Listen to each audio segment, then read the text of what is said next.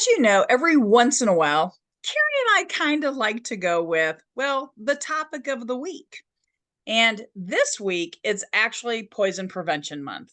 And Carrie, why, not a Week, month, a week.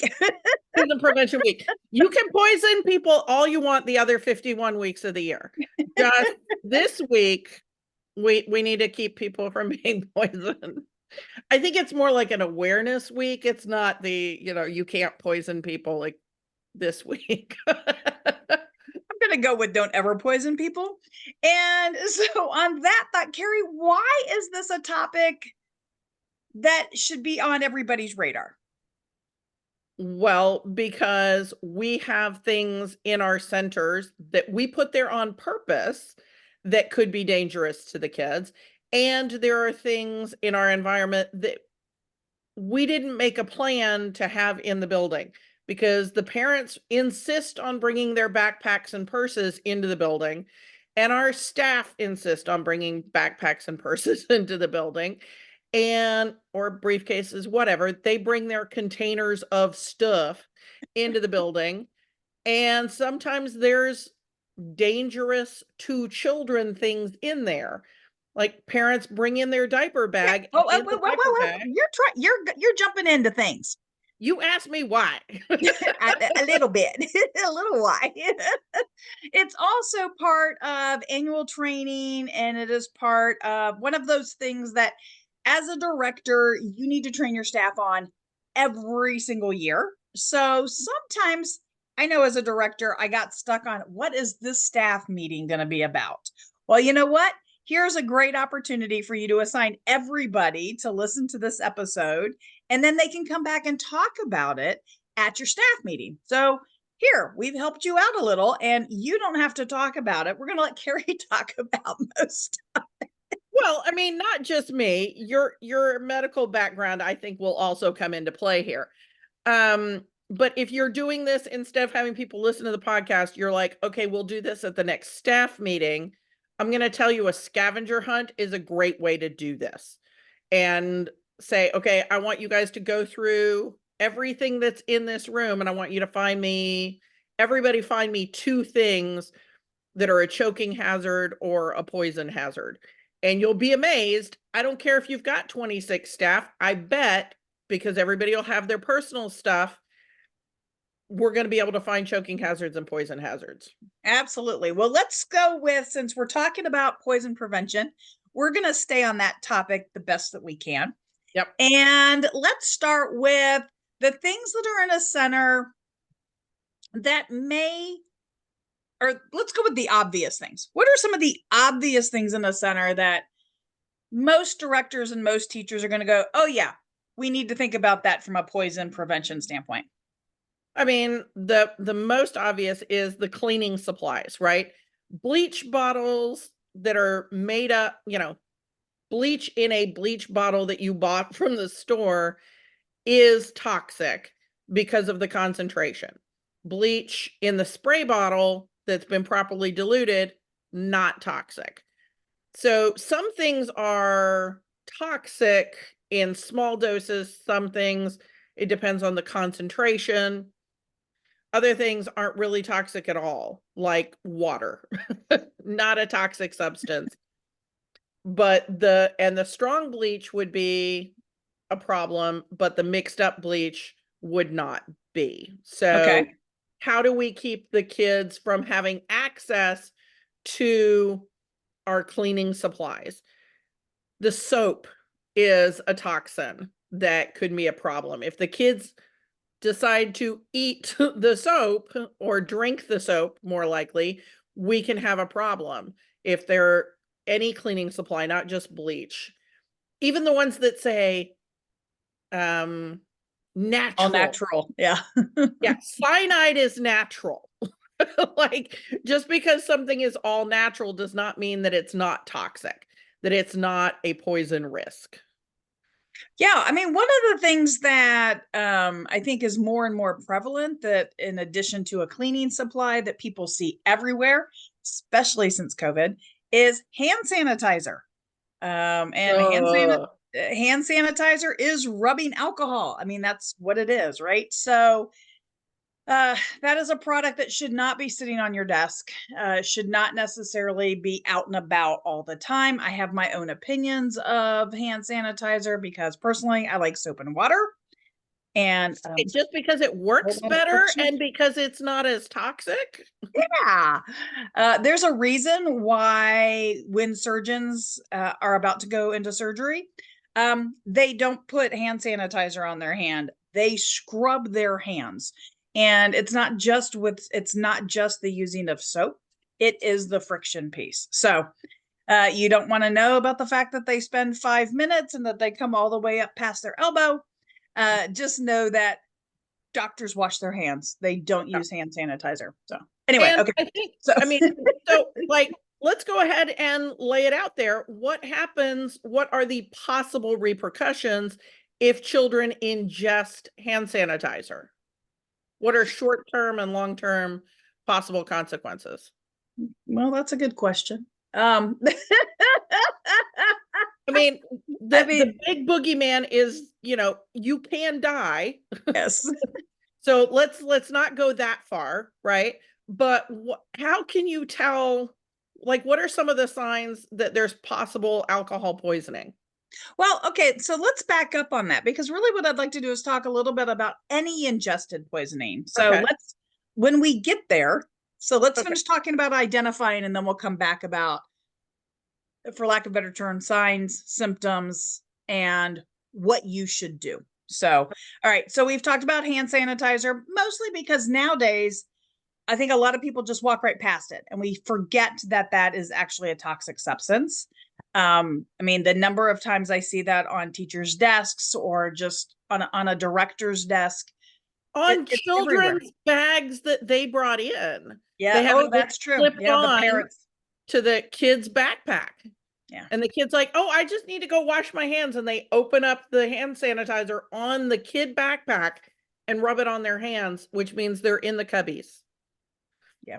Ah, Absolutely. drives me crazy.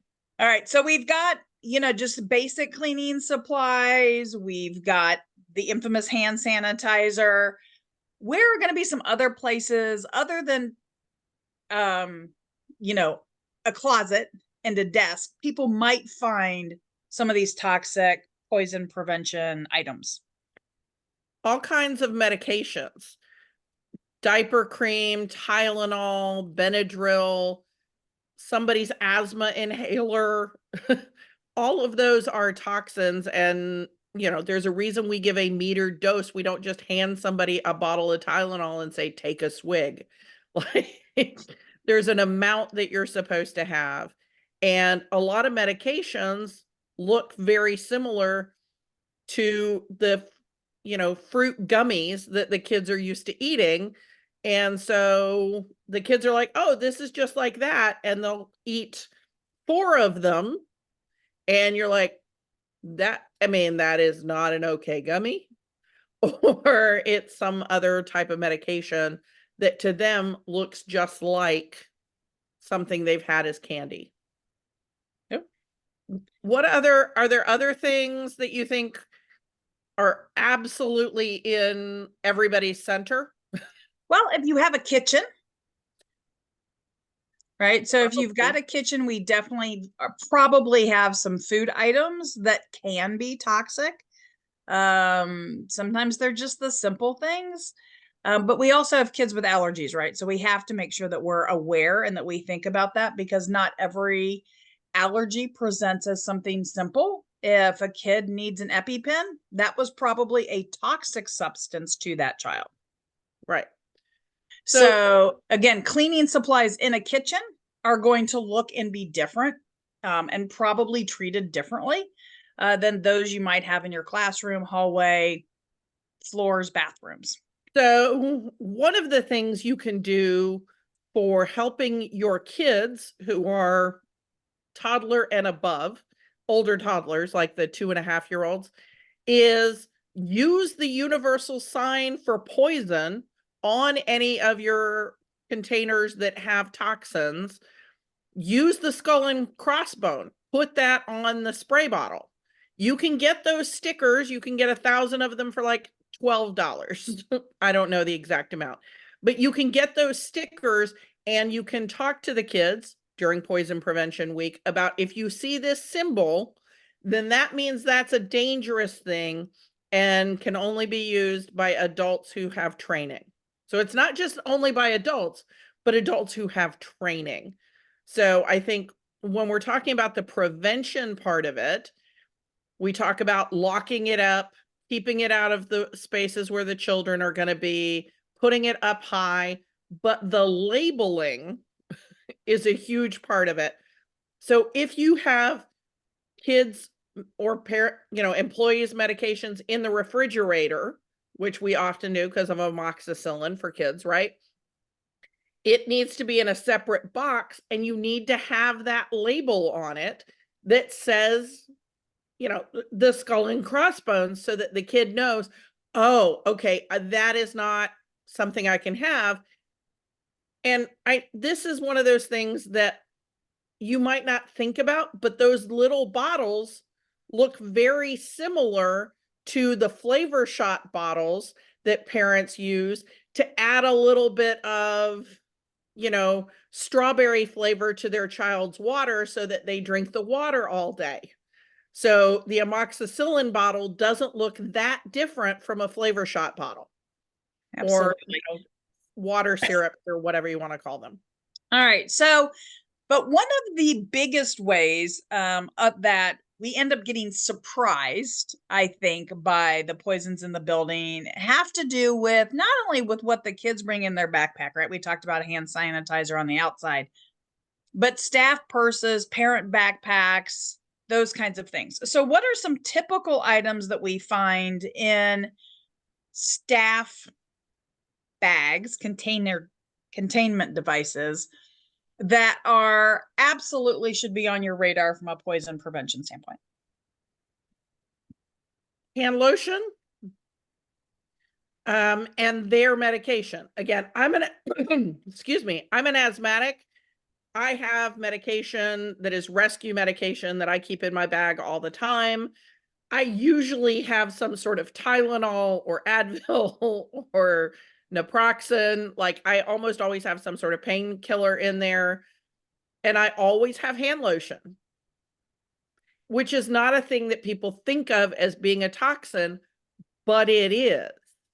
Well, and we can take that a step further. Mouthwash, Oh, yeah. hairspray, Yeah. perfume. All of those items are all alcohol based. Even And their essential oils, because a lot of times the essential oils are suspended in alcohol. yeah, So some of them are suspended in, our like, water-based oils, yeah, and coconut others are oils. alcohol. Most of Yeah. them are alcohol diluted. So somebody you're like, oh, I don't have to worry about this teacher because they're all, into, making, everything back to natural. Again, cyanide is natural. And those essential oils are more often than not, if they're diluted with alcohol. All right. So, one other thing I'd like us to just real touch base on, because I know that not everybody is aware of the plants that they have inside and outside of the building. Mm, yeah. Again, when we start talking about, being nature based and, plants have leaves, they have flowers, they have, may have a nut of some sort or something along those Yeah, lines. because people are like, oh, I want some plants in the classroom. I'll put an ivy in. That's real easy to grow. It's hard to kill. Okay, great. As long as you don't have a kid who's having pica, because ivy, if ingested in humans, is toxic. Oleander, chinaberry. I mean, Kate and I could probably come up with 20 different plants. Wonderful thing is you can go on and get a printout from the internet of toxic plants that grow in our area. And if you're not Of really everything. sure, yeah, and if you're not sure, again, Google's a good thing, right? So house plants that are poisonous to humans, If you've got native plants, but not even just native plants, because we have a lot of non-native plants that also have their own issues. So make sure that you know what the berries are, that you know what any sort of nut, flower, leaf, bark. I know Yep. we've just given you probably a whole lot more homework than you've ever thought about. Yeah, Because it is still poisoning if it is dermal contact and they break out in a rash. The last thing I want to make sure we talk about is those electronic toys that you may have in the building. Electronic toys come with batteries, and batteries are toxic, and they are one of the things that poison control is most concerned about. How do I know? Because one of my personal children, the ones that grew up in my house, got a hold of one of those little button batteries that looks very much like a mint and popped it in her mouth. And we were like, oh my God, called poison control. And they're like, no, no, no, you need to leave now and go to the emergency room. And I was like, what? Because I didn't know it was that big a deal. They were like, no, you need to leave now and go to the emergency room. And then they called me back. You know that your child has done something they should not have done when poison control calls you back twice to make sure that your child has, done whatever needed to be done as far as, what they recommended. In this case, we did x-rays, saw where it was. They decided they didn't need to go in surgically and remove it. But we had to make sure it exited the body. And of course, this happened while that child was going through potty training. So that was not as easy as it would have been a week earlier or a month earlier. But every single thing you have that lights up or buzzes at your school probably has a battery, and an awful lot of them are those what they call button batteries. So small, round. They're not double A's and triple A's. Those are much harder for a kid to get a hold of and ingest without you noticing. yeah. I They mean, can. we have them on all of our key remotes. So if you've got anything other than two keys and you have a key remote, you've got those button batteries in your key remote. Yeah. So So a lot of your employees have them probably on their person because they have their key fobs.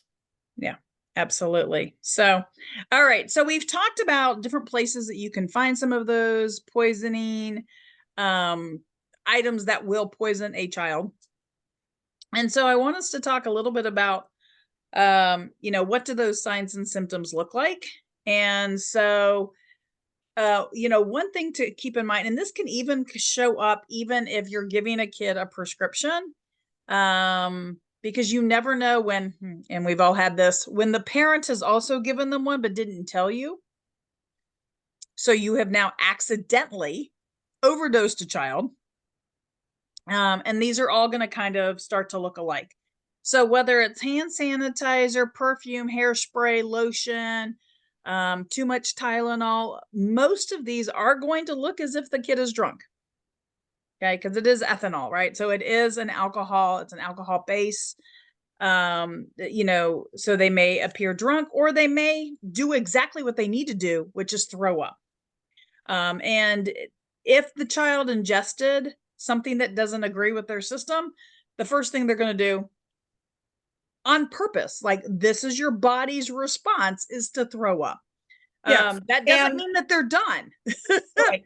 And we don't trigger vomiting unless told to by a medical professional. If their body naturally tries to get rid of it, great, we let that happen, but you don't trigger vomiting unless a medical professional has told you to, because sometimes that creates more of a problem. Right, absolutely. So Yeah. Okay, they might be what you would recognize from an adult as drunk. So what are some of those things, just in case the person listening has never seen a drunk person?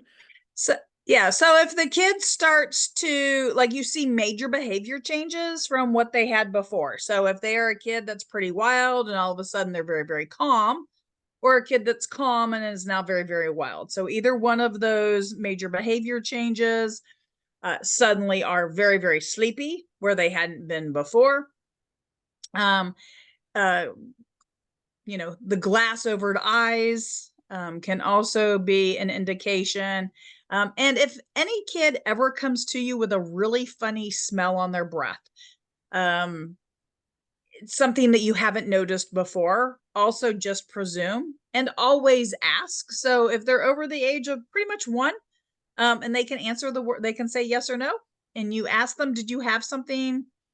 Don't necessarily say that they shouldn't have, because they don't understand that. Because if they've had, their mom and dad were giving them Tylenol, or they gave them mints, they may, or gummies, they may not realize that what they ate wasn't something that they weren't supposed to. So, just again, asking the kids, this is Did where you you're, put something in your mouth? Just did you put something in your mouth? Because that covers whether they ate it or drank it, or they just put it in their mouth and then took it out because it tasted bad, or they licked it or something like that. Did you put something in your mouth? yeah, licking it. Um, we like to think that kids won't do that, but we all know that they will, right? They want to put things in wherever they've got a hole. They want to try new things. If something smells good, I mean, come on, who wasn't tempted with a scratch and sniff sticker, or even those markers that smell like a blueberry, right? And everybody knows you had one because now you have blue noses. So, um, also anything that the child starts to have just that blue lips, discolored tongue, any sort of discoloration. Again, these are generally major red flags that perhaps they have ingested or even smelled something that can be harmful. So, again, when we start talking about cleaning supplies, a lot of that is more inhalation based, not just did I drink it. Yeah. And the changing of colors is not just the blue lips. It could also be that they get very flushed or very pale. Right. Yeah. Your redheads are going to get pale and flushed at just about anything. So don't get hyper vigilant on your redheads, but be aware of what their normal range of colors are. Yeah. So, we were talking earlier about things like hand sanitizer and lotions. And remember that there are stores like Bath and Body Works and every major department store, discount store, etc., that have vanilla flavored, strawberry flavored, I mean, thin mint flavored. I mean, everything has chapstick, etc. All of those now come in things that smell edible. And so again, the kids may not understand that that lotion isn't something that they can eat. That chapstick isn't something that they can chew on because it smells good. So when you are thinking about, oh, that's not, wouldn't a kid know better? I No, mean, no, I mean, there are whole companies that their whole goal is to make things that smell like almost food. edible or edible. Yeah. So, Okay, yeah. so we've now talked about what are your biggest risks. We've talked about how you can tell that somebody, or you see them put it in their face, that also works, or on their body. Then what do? We help the child, maybe step out of the classroom, keep an eye on them while somebody calls poison control, says, I think this kid just ate 5 Tums. And you're like, I don't think Tums is a problem. I don't care that you don't think Tums is a problem. 5 Tums is more than an adult can handle, and this person is not an adult. So call poison control and say the kid had 5 Tums. What do I need to do? You've got that poster at your school. You're required to have the poster. Use it.